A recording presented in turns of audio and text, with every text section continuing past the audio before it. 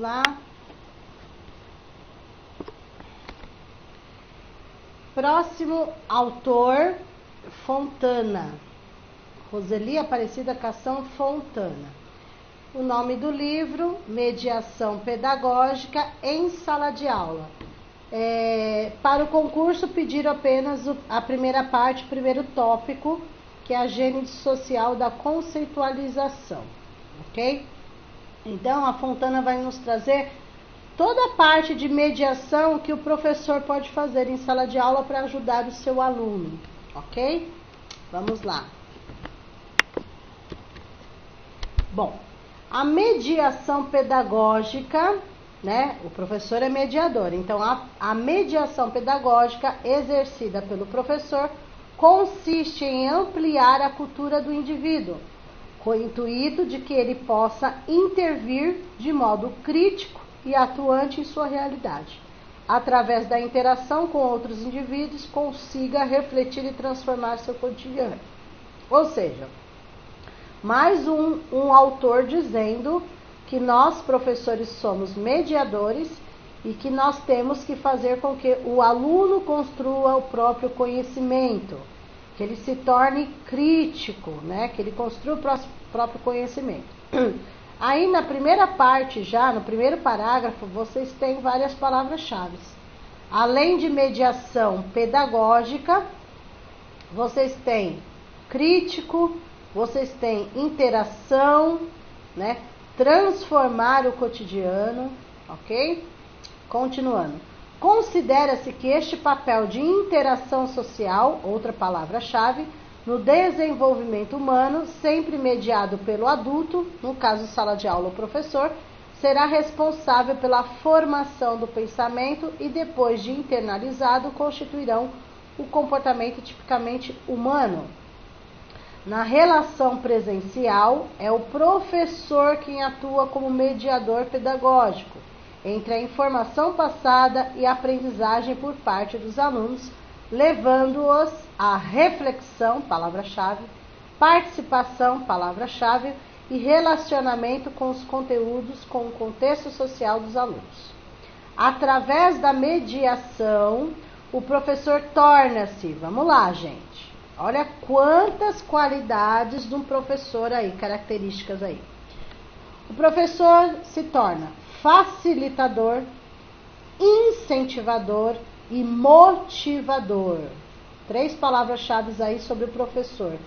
Além de mediador, né, que é o foco principal, entra facilitador, incentivador e motivador. Então, o professor precisa ser tudo isso.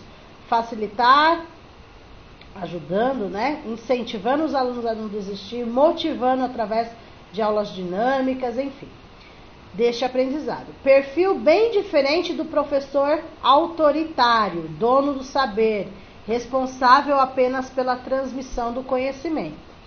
Então vejam, a Fontana, ela faz uma crítica em relação aos professores autoritários, tá? Ela deixa bem claro assim: professor deve ter autoridade, diferente de ser autoritário, tá? O aluno tem que entender que você é autoridade na sala de aula, porém, ele pode contar com você, você vai facilitar o aprendizado, incentivar, motivar, você vai mediar para que eles construam o próprio conhecimento, porém, não de forma autoritária. O professor não é dono do saber, ele não transmite conhecimento, é uma troca, né?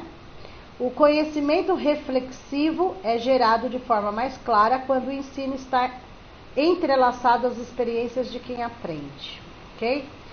O papel da escola é muito importante aí. A escola, em seu papel social, deve levar autonomia. Apesar da escola ter esse papel, é o professor em sala de aula que fará isso, mas a escola precisa ter o seu papel social. Deve levar autonomia a seus alunos, preparando-os para a cidadania. Lembra que na lei nós temos lá um dos objetivos da educação é o exercício da cidadania. E a autora está falando justamente isso, né?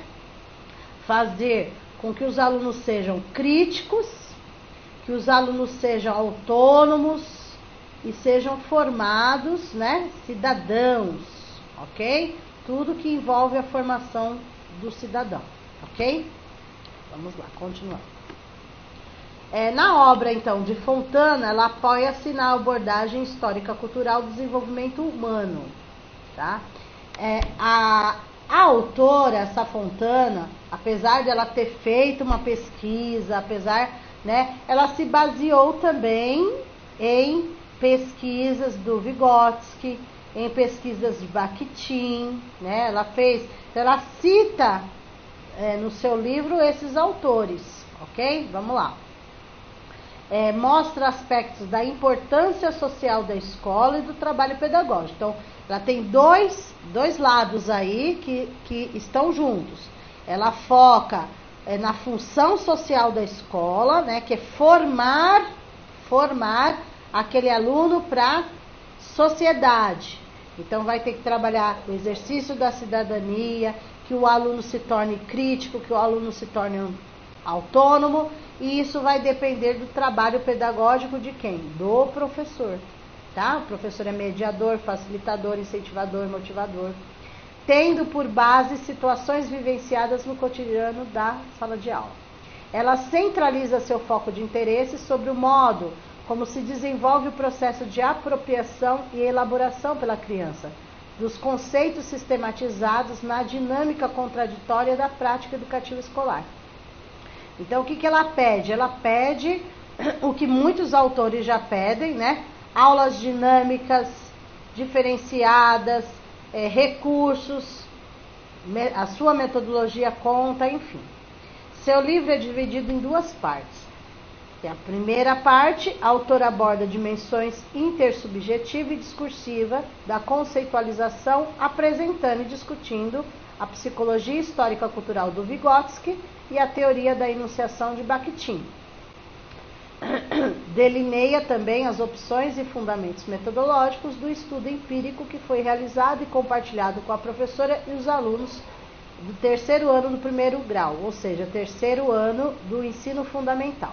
Então, o pensamento, assim, a pesquisa que ela fez do Vygotsky, a pesquisa que ela fez sobre Bakhtin, ela aplicou, por isso que é uma pesquisa que ela fez, por isso que ela montou o livro, ela aplicou em alunos do terceiro ano do ensino fundamental. E na outra parte, ela retoma vários episódios desse cotidiano e busca analisar a emergência e o desenvolvimento das elaborações e intrapsicológicas do conceito de cultura na dinâmica das interações e interlocuções produzidas na sala de aula. Nessa análise, destaca-se o papel constitutivo do trabalho pedagógico nesse processo e a heterogeneidade de sentidos e de estratégias como característica fundamental. Então, não fiquem preocupados com palavras que ela coloca aí, palavras bem técnicas, né? Expressões bem técnicas, porque nas perguntas de concurso é bem claro, né, o pensamento que ela vem defender aí, que é justamente o foco é a mediação pedagógica, é o professor, tá? O que o professor pode fazer para que o aluno possa se desenvolver, né? Aprender e se desenvolver, tá? Resumindo, seu objetivo de mediação pedagógica em sala de aula é a verificação de como a prática educativa escolar mediatiza as elaborações da criança e o seu desenvolvimento e a atividade de elaboração conceitual da criança no contexto escolar. Ou seja, o foco dela olha a responsabilidade do profissional, do docente, em ser o mediador pedagógico. Então, ela joga a responsabilidade, apesar do aluno construir o próprio conhecimento, mas o aluno só vai construir esse conhecimento mediante o trabalho que ele fizer em sala de aula, que é essa mediação pedagógica. Lembrando, ele tem que ser facilitador, incentivador, motivador, para que a criança aprenda e se desenvolva, ok? Esse é o foco da Fontana, ok? Próxima autora. Muita gente, se vocês forem procurar, muita gente escreve de duas formas, né? A Zélia. É a Jófoli e Jófili, tá? Vocês vão encontrar as duas formas, mas é Jófili, ok? Mas tudo bem, não se preocupem com o nome, que na próprio enunciado da prova já vem o nome da autora, tá? A Jófili, ela não escreveu um livro, tá? Por isso que não aparece a capa do livro aí. Ela fez um artigo, ela publicou um artigo. Não é porque não escreveu o livro que não é tão importante quanto, ok? Então ela fez um artigo, né? Publicou um artigo que se chama A Construção do Conhecimento. Papel do educador, do educando e da sociedade. Ou seja, é um conjunto. Para construir o conhecimento, vai depender do professor, vai depender do que é dado para o aluno, e a sociedade em geral, equipe escolar, pais, tem que colaborar também nesse processo, ok? Vamos lá.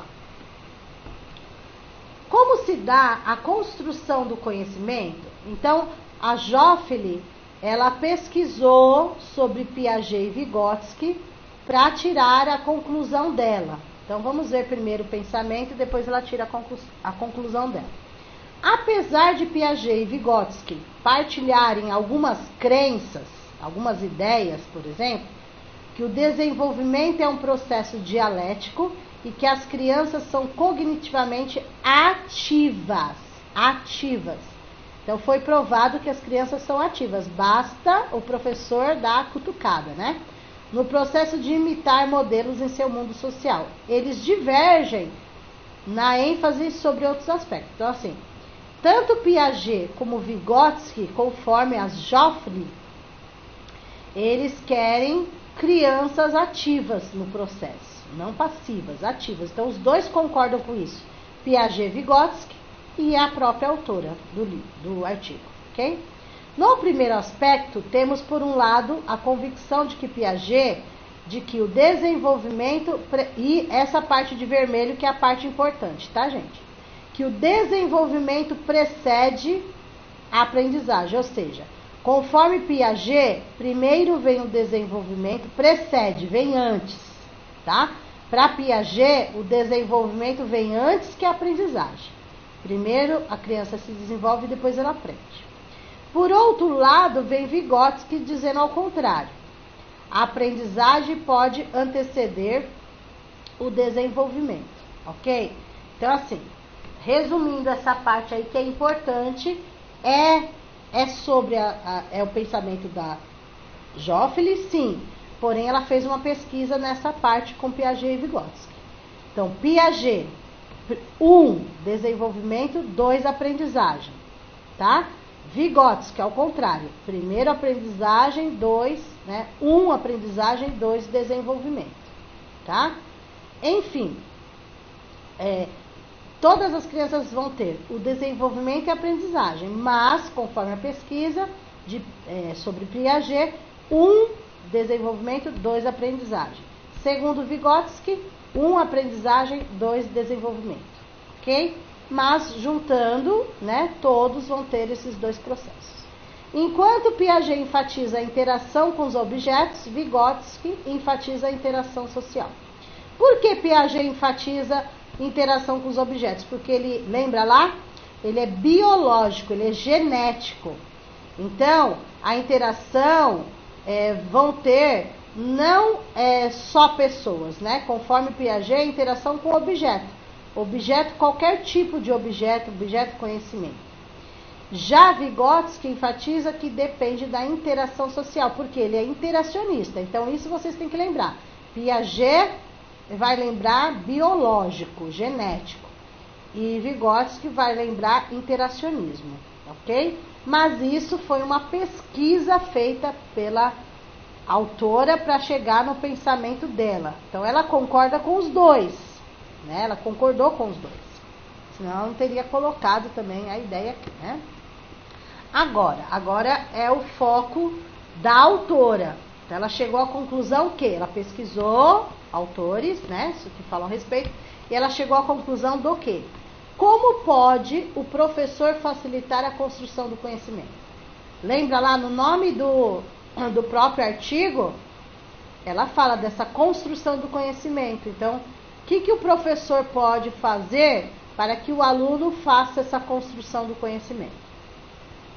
Ela é outra autora que vai defender o construtivismo, né? O enfoque construtivista aí. É dever do professor assegurar um ambiente dentro do qual os alunos possam. Então, ela também vai... Só um minutinho. Ela também foca no construtivismo e vai dar algumas ideias aí, sugestões para que o professor possa melhorar o seu trabalho. Então, ó, reconhecer e refletir sobre suas próprias ideias, né? Fazer uma reflexão sobre o seu trabalho, professor. Aceitar que outras pessoas expressem seu ponto de vista, lembrando que nem todos pensam da mesma forma, então deixar os alunos se expressarem, tá? E possam avaliar a utilidade dessas ideias em comparação com as teorias apresentadas pelo professor, tá? Então, refletir, aceitar ideias, confrontar no bom sentido, ok? Tudo tem um enfoque aí construtivista.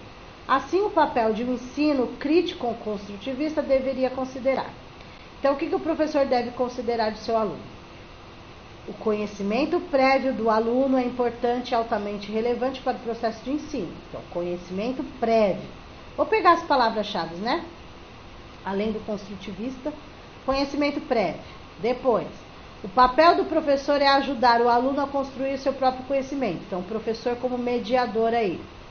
As estratégias de ensino devem ser planejadas, planejamento, para ajudar o aluno a adotar novas ideias e integrá-las com os conceitos prévios, conceitos prévios, né? Ou conhecimentos prévios. Qualquer trabalho prático é planejado para ajudar a construção do conhecimento através, deixa eu arrumar aqui,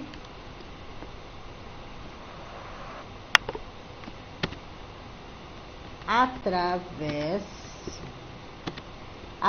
da experiência, vamos lá, continuando. Através da experiência do mundo real e da interação social, capacitando a ação. O trabalho prático, depois eu faço o resumo.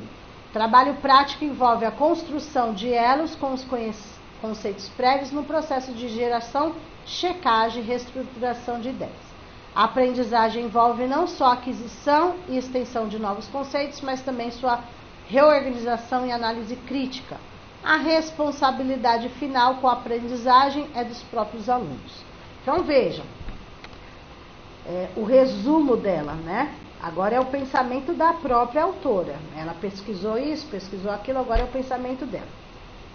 Então, fica a responsabilidade, né, de aprender, de construir, aliás, o conhecimento é do aluno. Porém, essa construção do conhecimento vai depender do papel do professor. Então, o professor tem que ser o mediador, o professor tem que planejar, o professor tem que valorizar os conhecimentos dos alunos, certo? Tudo isso, o professor tem que fazer uma reflexão crítica sobre sua própria prática. Tudo isso vai ajudar para que chegue no objetivo, que é uma aprendizagem significativa do ensino-aprendizagem, certo?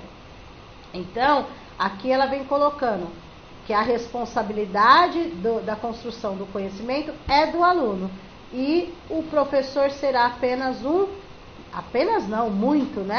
o mediador de todo este processo.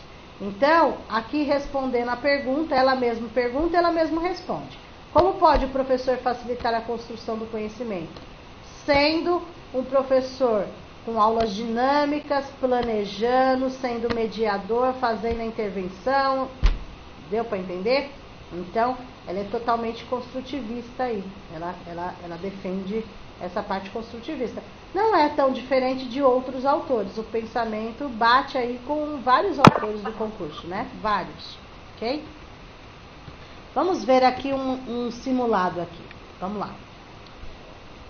Joffoli, em A Construção do Conhecimento, papel do educador, do educando e da sociedade, defende que o ensino construtivista crítico procura transcender a transmissão de um conteúdo específico e se volta ao desenvolvimento do pensamento crítico do aluno, a partir da compreensão que toda pessoa merece dignidade, felicidade e de que é dever de todos lutar por esses objetivos. Então, aqui, gente, é a famosa historinha, a famosa contextualização, o enunciado da questão. Aí vem sempre, quem não quiser perder tempo lendo toda essa parte, vai direto na pergunta no dia da prova, certo? Eu li porque nós estamos treinando. A gente vai fazer muito disso nos treinos mesmo, né? Uma prática docente que não atende ao compromisso de uma construção crítica do conhecimento tratada por Joffoli. Aqui tá errado, né? Deixa eu arrumar aqui, gente. O pessoal pega isso e erra ali. Apesar que não precisa... Lá já vai ter o nome, né? Mas aqui tem que arrumar. Tá. Apesar que... Tá. Vamos lá. Então, todas têm a ver com o que Joffoli defende, tá? Todas têm a ver com o que Joffoli defende. Porém, apenas uma questão, uma alternativa, não tem a ver com o que ela defende. Lembrando que ela é construtivista, né? Vamos lá. Uma prática docente que não atende ao compromisso de uma construção crítica do conhecimento, tratada por Joffoli. É aquela que apoia os alunos na expressão dos seus conceitos e na valorização do próprio conhecimento e dos colegas. B.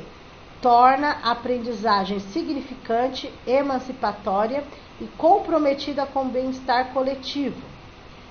C. Introduz o diálogo crítico entre os participantes e busca respostas para os problemas colocados. D. Oferece o ensino de receitas prontas e dispõe no ambiente as condições para o aluno construir espontaneamente o seu conhecimento. Ou E. Conduz a classe dentro de um processo democrático de aprendizagem e de criticidade nas proposições.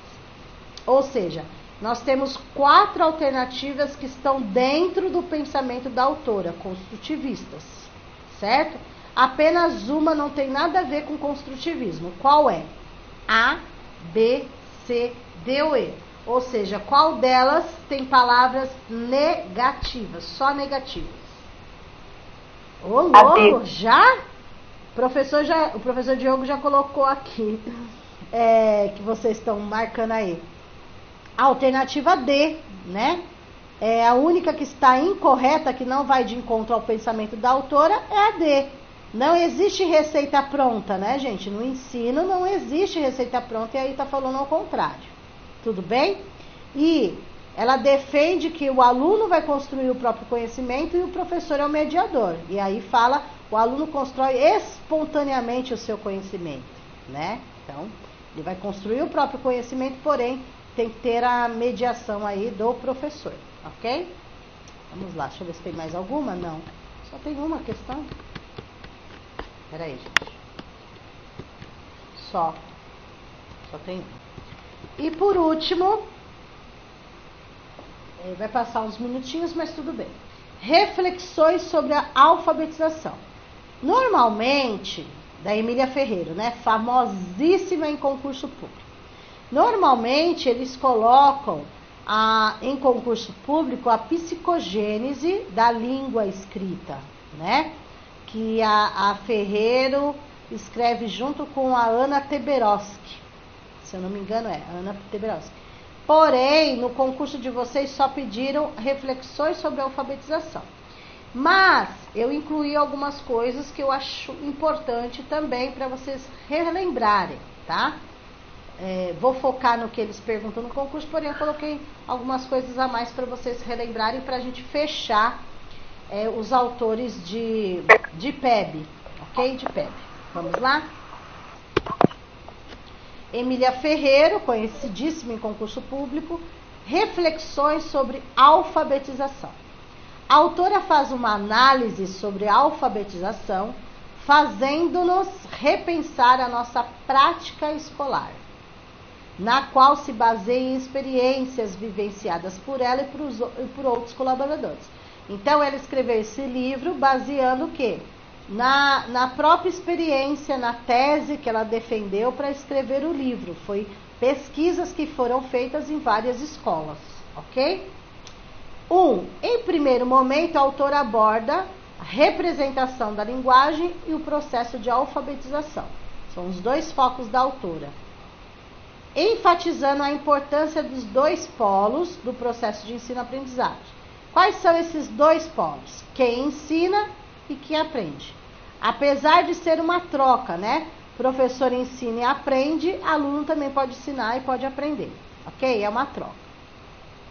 Alerta que o conhecimento, que é um objeto de ensino, precisa se tornar um objeto de aprendizagem. Não só ela, mas tem outra autora que fala isso também, tá? Então, gente, tudo que você vai ensinar para o seu aluno, então aqui no caso, a gente vai pegar o que ela já fala, que é a alfabetização. A alfabetização né? O aluno tem que aprender a ler e escrever. Alfabetização, certo? O conteúdo que eu tenho que dar é a alfabetização, tá? A alfabetização é um objeto de ensino. Não só a alfabetização. Tudo que você vai ensinar é um objeto de ensino. Qualquer conteúdo que você tenha que dar é um objeto de ensino. Tudo, tá? Não importa se é da base comum, não importa se é parte... É um objeto de ensino. Porém, depende de nós, professores, transformar todo o objeto de ensino em objeto de aprendizagem. Tá? Objeto de ensino é o que eu tenho que ensinar. Objeto de aprendizagem é o que eles aprenderam, certo? Então, a alfabetização. A alfabetização é um objeto de ensino. Será que todos vão atingir o objeto de aprendizagem? Para isso vai depender do professor, como que ele vai alfabetizar esses alunos, né? Que responsabilidade aí, né, gente? Certo? Vamos lá. Então, o foco, quem ensina e quem aprende. E transformar o objeto de ensino em objeto de aprendizagem. Tudo isso precisa refletir a nossa prática para que isso aconteça. Continuando.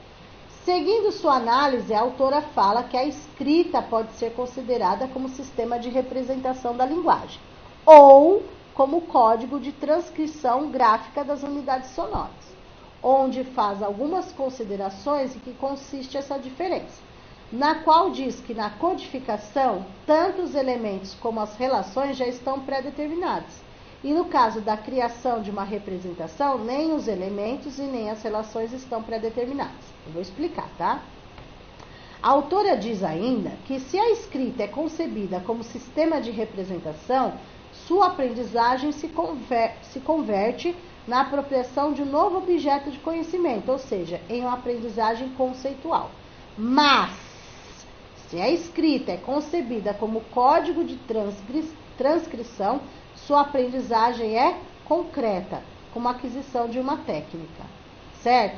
Por isso que ela fala transformar o objeto de ensino em objeto de aprendizagem. Ou seja, não basta, vamos lá, não basta apenas o aluno que está sendo alfabetizado, ele saber que aquilo ali é o desenho da letra, né?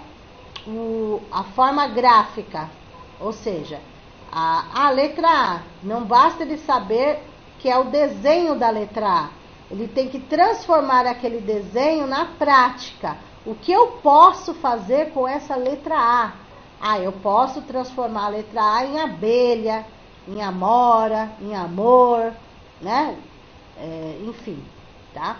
Então, ela fala que tem os dois lados. Eu tenho que ensinar as duas coisas para o meu aluno. A representação da linguagem, a gráfica, né, da letra. Então, por isso que ela fala que não adianta só a parte conceitual, né? A aprendizagem deve ser concreta, ok? Vamos lá. Num segundo momento, a autora aborda as concepções das crianças a respeito do sistema de escrita, onde deixa claro a importância das produções espontâneas, nas quais podem ser chamadas de garatujas. Então, a autora também vai defender, professor, quando a criança está na fase de alfabetização, não podemos, primeiro, verificar erros ortográficos, né? Segundo, deixá-los produzir espontaneamente, que serão as garatujas, porque as crianças estarão na fase pré-silábica, né? Então, vai ter garatujas, mas é a partir dali que ela vai começar a aprender as concepções. Tá? Deixa eu só arrumar aqui, gente, uma palavra errada. Deixa claro, não clara. Tá vendo? A gente vai olhando. Certo? Então, essas produções espontâneas das crianças, nós temos que dar importância a isso. Ah, é só uma garatuja, ela não sabe fazer nada. Ela está na fase de alfabetização. Então, isso é importante para a criança. Tá? Segundo a autora, a criança não aprende submetida ao ensino sistemático, mas sim a toda a produção desenvolvida por ela. Ou seja, não adianta só a parte teórica, é assim, assim, assim. Não, tem a parte prática. Então, ela vai aprender produzindo, ok? Que pode representar um valiosíssimo documento que necessita ser interpretado para poder ser avaliado, dando ênfase não só nos aspectos gráficos, mas sim nos aspectos construtivos, certo? Então, aspecto gráfico, essa é a letra B. Construtivo, o que eu posso fazer com a letra B? A letra B vai se transformar no Bá, vai se transformar na bola, na bala, enfim, certo? Vamos lá. Segundo ela, as crianças de um certo momento dedicam um grande esforço intelectual na construção de formas diferenciadas entre as escritas. Essas diferenças são inicialmente intrafigurais e consiste em atribuir uma significação a um texto escrito. Gente, elas vão começar sempre lá, tirando os alunos que já vieram, né? Pode acontecer, não é o correto na lei. A alfabetização começa a partir dos 6 anos, tá? Na lei fala que não pode pular etapas, mas, né? Muitas crianças podem ter aprendido, podem ter sido alfabetizadas em casa ou em escolas particulares que normalmente fazem isso, enfim, tá? Mas aqui é de uma forma geral. Então, as crianças vão vir para começar a ser alfabetizadas no modo geral. Então, claro que elas vão começar no pré-silábico, elas vão começar na garatuja, elas não sabem associar ainda letra, número, nada disso. Certo? Tais critérios se expressam pelo eixo quantitativo, onde se atribui o mínimo de 3 letras para que a escrita diga algo. Né? Então, as crianças, elas não vão ter a qualidade, elas vão começar pela quantidade, elas não sabem ainda sílaba, essas coisas, né? E sobre o eixo qualitativo, como a variação interna pode ser interpretada, ou seja, se o escrito tem o tempo todo a escrita, não pode ser interpretado. O passo seguinte se caracteriza pela busca de diferenciações entre escritas para dizer coisas diferentes. Começa assim a busca difícil e muito elaborada de modo de diferenciação que resulta ser interfigurais. Tudo isso que ela está falando aqui, a gente vai resumir, tá, gente? Fiquem tranquilos. Nada mais é, tudo isso que ela está falando, nada mais é do que chegar nas fases, nas hipóteses silábicas. Pré-silábico, silábico, silábico alfabético, alfabético. Dentro do silábico, silábico sem valor e silábico com valor. Tudo que ela está falando aqui vai chegar a este resultado, ok? Neste sentido, as crianças exploram critérios que lhes permitem, às vezes, variações sobre o eixo quantitativo, variando a quantidade de letras de uma escrita para outra, às vezes o eixo qualitativo variando o repertório de letras e até mesmo o posicionamento dessas sem modificar a quantidade. Ela está explicando todo aquele processo, né, a gente vai focar depois, todo aquele processo que as crianças passam de uma hipótese para outra. Só que ela não está dando ainda os nomes, né? Ok? Ao passar por todo esse processo, a criança começa por descobrir que as partes da escrita, suas letras, podem corresponder a outras tantas partes da palavra escrita, sílabas. Aí sim. Então, toda aquela parte lá que nós vimos, ele estava falando da parte, até vou colocar aqui, ó. Toda aquela parte, aquela introdução. Deixa eu colocar aqui para a gente não esquecer. Toda essa parte, ela está se referindo à fase pré-silábica, né? O aluno ainda não tem concepção. Tá? Ele está se referindo à parte pré-silábica aí. Opa. Se referiu à parte pré-silábica, todo aquele conceito. Até chegar, claro. Aqui começa a melhorar, né? Nós estamos falando de alfabetização. Então, toda aquela parte, aquela teoria toda se refere a pré-silábico. Ele não associa nada, mistura quantidade, aquela coisa toda. Agora, a partir daqui, inicia-se, então, um período silábico, onde permite obter um critério geral para regular as variações na quantidade de letras que devem ser escritas. Então, lembrando que dentro do silábico nós temos sem valor, que ele está saindo do pré-silábico. Quando ele sai do pré-silábico, ele vai para o silábico sem valor. Saiu do sem valor, ele vai para o silábico com valor, ok? Depois chega até o período do silábico alfabético, que marca a transcrição entre os esquemas futuros em via de serem construídos.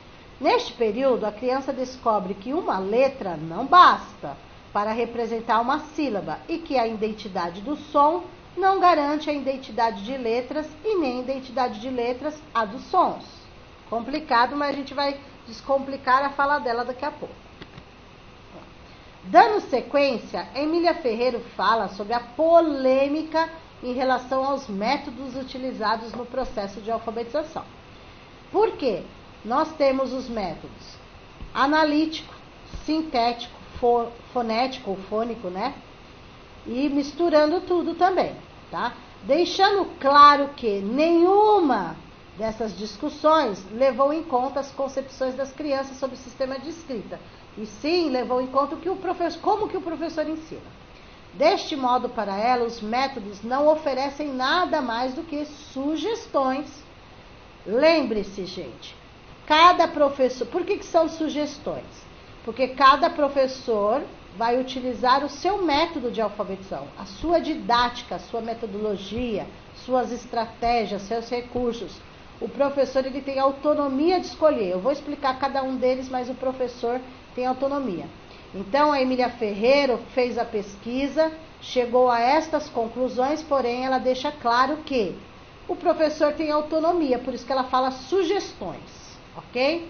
O professor pode escolher o método analítico, que eu vou explicar. O professor pode escolher o método sintético, pode misturar só o fonético, enfim, vou explicar, tá? Afirma ainda que o método não pode criar conhecimento e que nenhuma prática pedagógica é neutra. Todas estão apoiadas em certo modo de conceber o processo de aprendizagem e o objeto dessa aprendizagem. Ou seja, não importa o método que você utilize, desde que você consiga alcançar o processo de ensino-aprendizagem, ou seja, alcançar o seu aluno, alfabetizar o seu aluno. A autora cita 3 dificuldades principais que precisam ser colocadas. Então, conforme a pesquisa da autora, ela verificou essas dificuldades nas crianças, tá? E pesquisou professor, pesquisou criança, enfim. A visão que um adulto já alfabetizado tem do sistema da escrita, tá? Então, o adulto já é alfabetizado, ou seja, o professor já é alfabetizado, o pai em casa, a mãe, a maioria é alfabetizado. Então, eles têm uma visão, mas para o aluno que está começando a aprender agora, a visão deles é totalmente diferente. Nós temos que acompanhar a visão deles para chegar até a nossa, deu para entender? Então, ó, um dos problemas que ela levantou foi esse. O outro, a confusão entre desenhar e escrever letras. Nessa fase de alfabetização, a criança está totalmente perdida ainda, né? No início ela vai estar perdida, porque ela vai misturar mesmo. Um desenho para ela, no início ela não vai saber diferenciar. Uma letra, um número, um desenho, para ela é tudo igual. É uma forma de escrever, certo? E o terceiro problema que ela levantou, a terceira dificuldade, é a redução do conhecimento do leitor ao conhecimento das letras e seu valor convencional. Tudo é questão de chegar até ser alfabético. A criança vai passar por 4 fases, 5 fases, né? Vamos lá. Pois, segundo ela, uma vez estabelecidas essas dificuldades conceituais iniciais, é possível analisar a prática docente em termos diferentes metodológicos. Tá? Ou seja, o professor, através de escolher o melhor método de alfabetizar o seu aluno, às vezes numa sala de aula não vai poder usar um único método. São crianças diferentes, então ele vai ter que misturar os métodos normalmente, tá? É isso que a gente vai ver daqui a pouco. Conclui, após dar ênfase em cada assunto acima citado, que um novo método não resolve os problemas, mas sim que é preciso reanalisar as práticas de introdução da língua escrita. Então, muitas das vezes, conforme Ferreiro, não é nem o método que você utilizou, não é nem o método que você escolheu para alfabetizar, mas a forma que você está utilizando aquele método, a forma como você está preparando a aula, a forma como você está levando isso para eles, qual é a dinâmica, né, de todo o processo. Vamos lá. Em seguida, a autora fala sobre a compreensão do sistema de escrita, onde afirma que a leitura e a escrita têm sido tradicionalmente consideradas como objeto de uma instrução sistemática. Todavia, através de pesquisa, a autora possui uma outra visão. Para ela, as atividades de interpretação e produção da escrita começam antes da escolarização. A aprendizagem se insere em um sistema de concepções previamente elaboradas e não pode ser reduzida a um conjunto de técnicas perceptivo-motor. Diz ainda que a escrita não é um produto escolar, mas sim um objeto cultural. Então, ela deixa claro que o aluno, muitas vezes, pode vir com esse conhecimento de fora, em casa. Ainda mais se a mãe incentivar, né? Lembrando que ele vem, muitas vezes, letrado, com letramento, mas não alfabetizado. Mas tem crianças que vêm, sim, alfabetizadas, tá? Então, se é um objeto cultural, a criança tem que entender também que ela vai ser alfabetizada, ela está aprendendo a ler e escrever, não só para dentro da sala de aula, porque é um objeto cultural. É a leitura de mundo, né, digamos assim. Ela está aprendendo a ler e a escrever porque ela vai usar isso na vida dela. Na vida dela. Ela vai precisar disso não só para a sala de aula, né? Então, vai precisar para fazer uma cartinha para a mãe, um bilhete, uma lista de supermercado, ler a placa de uma rua, enfim, infinitas coisas, né? Resultado do esforço coletivo da humanidade que existe um processo de aquisição da linguagem escrita que precede e excede os limites escolares. Ou seja, quando fala precede e excede os limites escolares, que não pode só achar que ela vai aprender a ler e escrever porque ela está na escola. Não, ela vai usar isso para fora da escola, tá? A autora enfoca que a escola pode cumprir um papel importante no que se refere à aprendizagem. No entanto, este papel não deveria se dar inicialmente todas as chaves do sistema alfabético, mas sim criar condições para que a criança descubra por si. Emília Ferreiro diz ainda que, apesar da escola ser uma instituição social para controlar esse processo de aprendizado, sendo assim, a aprendizagem deve realizar-se na escola. A criança, desde que nasce, é construtora do conhecimento. No entanto, para ela, deve-se abandonar a ideia de que nosso modo de pensar é único. Ou seja, o aluno só vai aprender nesse método. Eu vou ensinar até o final do ano esse método e não vou mudar. Não. Fazendo-nos adotar o ponto de vista do sujeito em desenvolvimento. Então, nós não podemos esquecer que o aluno, o educando, é um sujeito em desenvolvimento. Ok? Terminando aí, No caso da leitura e da escrita, a dificuldade de adotar o ponto de vista da criança foi tão grande a ponto de ignorar suas próprias produções escritas. Então, na pesquisa que a autora fez, muitos professores estavam ignorando a produção inicial da criança, lembrando que ela está no início da alfabetização. Aquilo é muito importante para ela, né? Que há pouco tempo eram consideradas meras garatujas. Então, aquelas garatujas, conforme Ferreiro, é para ser considerado uma produção escrita da criança. Nós temos que analisar aquelas garatujas para ver o que o aluno quis passar com aquilo. Todavia, existe uma série de passos ordenados antes que a criança compreenda a natureza do sistema alfabético de escrita, e que cada passo caracteriza-se por esquemas conceituais específicos, cujo desenvolvimento e transformação consistem em um principal objetivo de estudo. A autora deixa claro a sua... Eu não posso ver nada assim.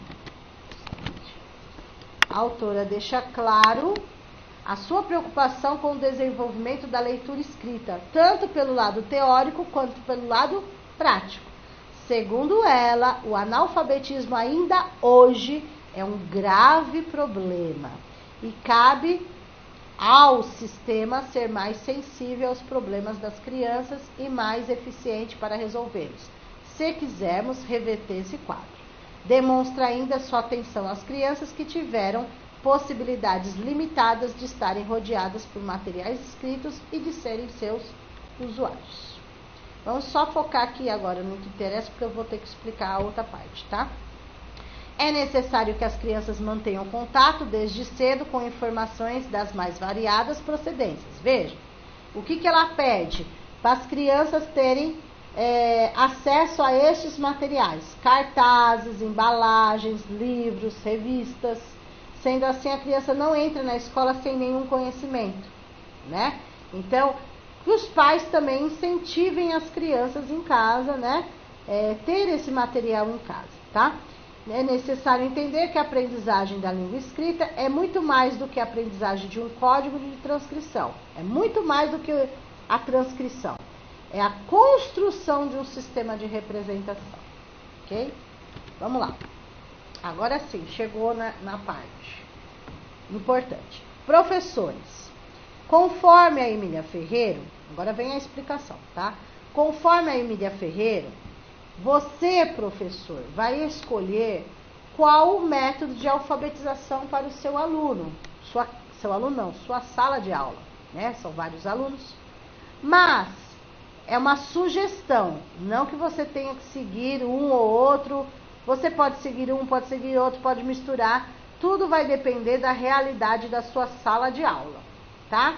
Mas, segundo a pesquisa da Emília Ferreiro, existem esses 3 métodos de alfabetização: analítico, sintético e global. São 3 métodos de alfabetização, como sugestão que ela dá, tá? Qual que é o analítico? Tá? Vamos lá. Não, tem alguma coisa errada aí. Espera aí, gente. Deixa eu arrumar aqui. Tá ao contrário. Tá ao contrário. Aqui é sintético. Deixa eu arrumar, tá? Troquei as palavras aí. E aqui é o analítico. Depois vai errado aí. O pessoal me mata. Bom, vamos lá. Existem 3, né? Não importa a ordem: sintético, analítico e global. O sintético, nós consideramos ele o método mais simples, conforme a Emília Ferreiro, tá? É o mais simples, mais conhecido também, tá? Tem professores que vão escolher alfabético, tá? Eu vou alfabetizar meus alunos no modo sintético. Dentro do sintético eu vou escolher o alfabético. O alfabético são aqueles professores que alfabetizam começando com letras do alfabeto, né? A, B, C, D, tal. Segue essa sequência. Dentro do sintético, que é considerado o método mais simples, tem professores que escolhem o silábico. que eu começo alfabetizando já pelas sílabas, tá? Vamos lembrar aí da cartilha Caminho Suave. Eu passei por ela, fui alfabetizado com ela, então foi um método silábico aí, né? Alfabético, depois misturando silábico. Então aí são sílabas. Tem professores que escolhem o fonético. Eu conheço várias professoras que começam alfabetizando com os sons, né? Sons das letras, som das sílabas, mas começa com as letras.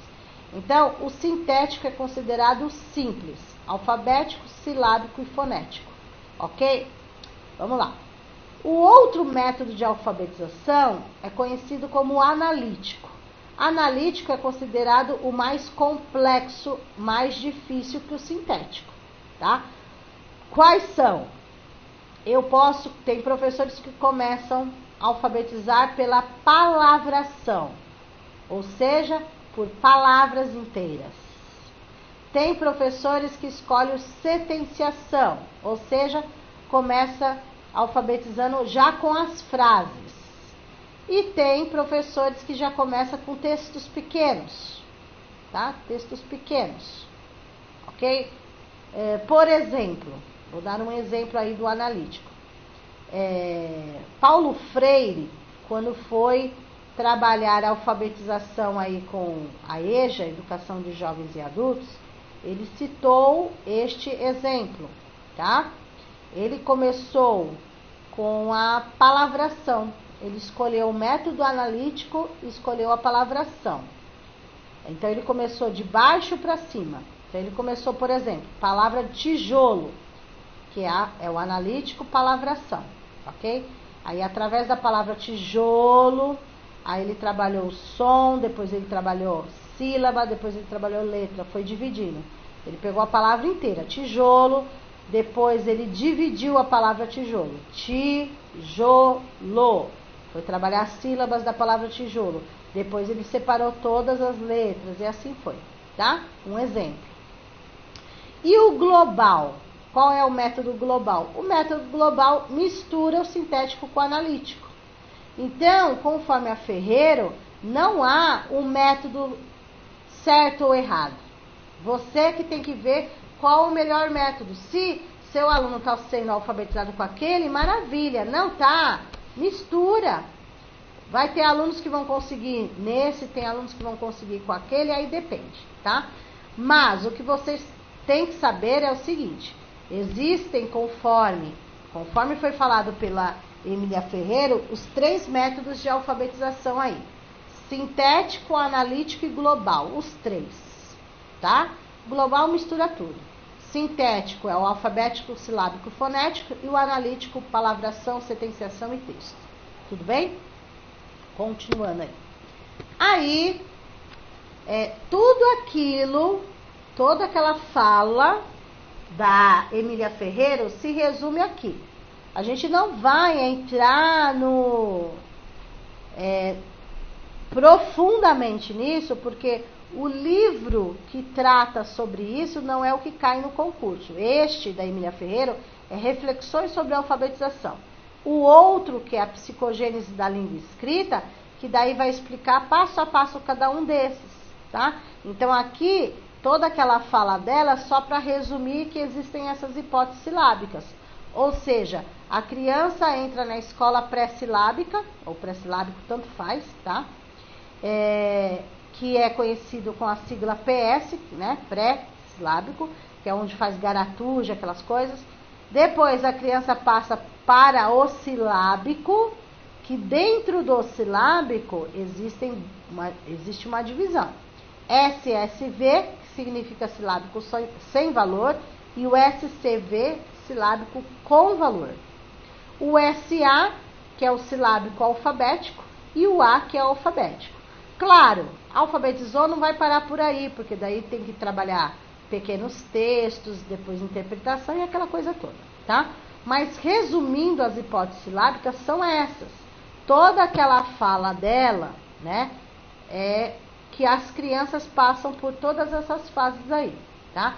São 4 hipóteses silábicas. Tem alguns livros que falam que são 5, porque tem livros que dividem o silábico sem valor do silábico com valor. Mas ambos fazem parte do silábico, tá? Tem essa subdivisão aí.